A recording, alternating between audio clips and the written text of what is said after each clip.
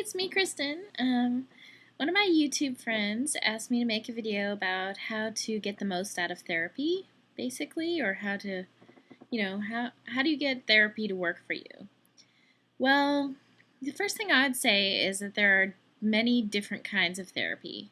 So I don't know exactly which kind she's talking about, but there's like behavior therapy or cognitive behavior therapy, dialectical behavior therapy.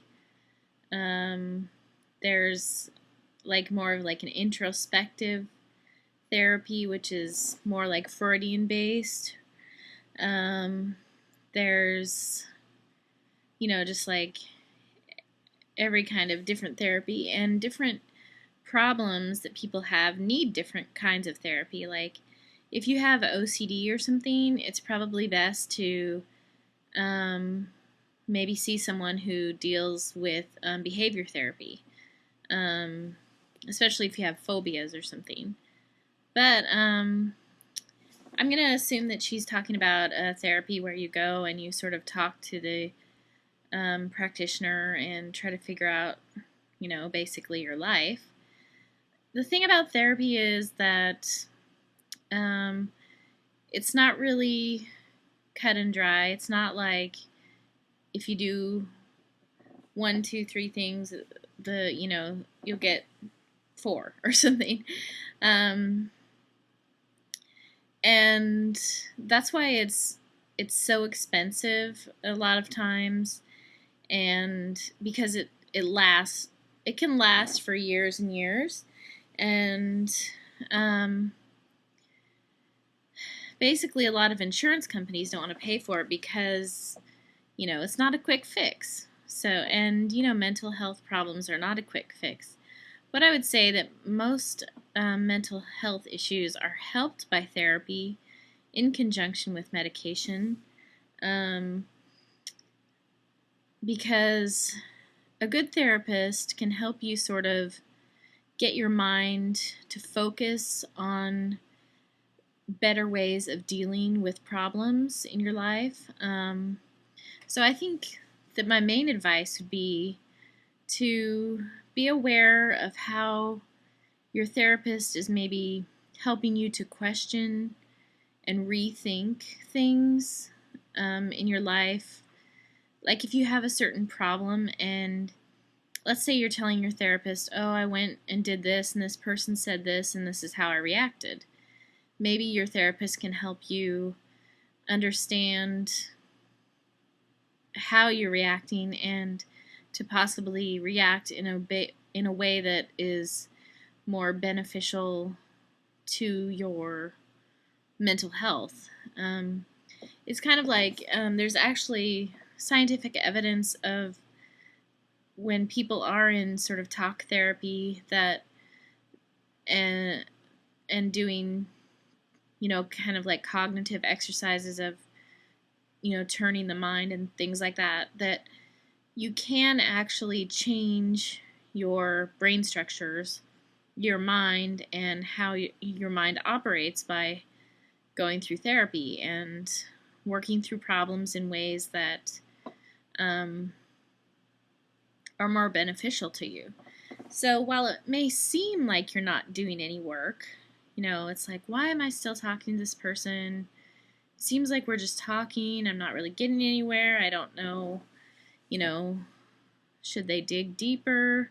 Like, now, I say this with a grain of salt because there are some therapists who are not that great, but, um, you need to get the right therapist. If you don't think that you're getting anything out of therapy, then maybe it's time to look for a new therapist. But with that said, I would also say that there might not be a concrete result from the therapy that you see right away. It's more like I say it's more like you see the results in the long term with how you cope with different situations, and how you deal with stress more effectively, how you deal with your emotions more effectively and stuff like that. I've been in therapy like a large part of my life, and my therapist, she kind of helps me realize what my feelings are, for one thing, and different coping strategies. Like, she'll question me, like, you know, what is the most effective way to deal with that situation, or, you know, it's important to understand how you feel about certain situations too. So, um, it sounds kind of strange to some people, but a lot of us don't really know how we're feeling truly.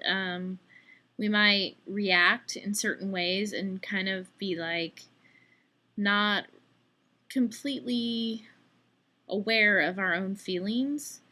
So it takes a lot of processing to come to learn about your own feelings and how to say, okay, I'm sad right now, but it's not the end of the world. Like, um, I've I've had trouble in the past where I feel one way and then start to think everything is bad. Like, um, I'll be like, oh, this thing happened, and now like everything is terrible. But you have to kind of turn your mind around and start to actively think of things to kind of counter the way you've learned to cope with things that are not. It's not an effective way of coping if you're living a life that's full of depression or chaos or something like that. So it's basically, I would say, a lot of therapy is really learning to effectively cope with life. So you're not going to see results right away necessarily, but and I think a lot of people might go to therapy thinking they're going to be fixed, but it's more of a process, and you don't exactly get fixed. It's not like, because you're not really broken in the first place. You're a human being, you have your faults, and you have your positive attributes. So I think it's more of a growing process, learning to cope better. Not Maybe not even necessarily better. Maybe you've coped well with the life that you've been given or the things that have happened to you, but now your coping mechanisms may not be working as well. So you need to learn new ways to cope that are more effective for you, I would say. So that's kind of like cognitive behavior therapy or dialectical behavior therapy, stuff like that. And like if you have OCD or obsessions, compulsions, um, more panic attacks and anxiety and stuff, it's helpful to learn kind of just behavior modification so you can cope with what you're feeling. So anyway, I don't know if that really answered the question. I hope that helps somehow and gives you somewhat of an idea of, the how to get the most out of therapy. I would just say, if you think your therapist is doing, a pretty good job, hang in there and, notice the subtle changes that are happening in your life. Are you thinking any differently? Do you feel like you're coping more effectively? Things like that.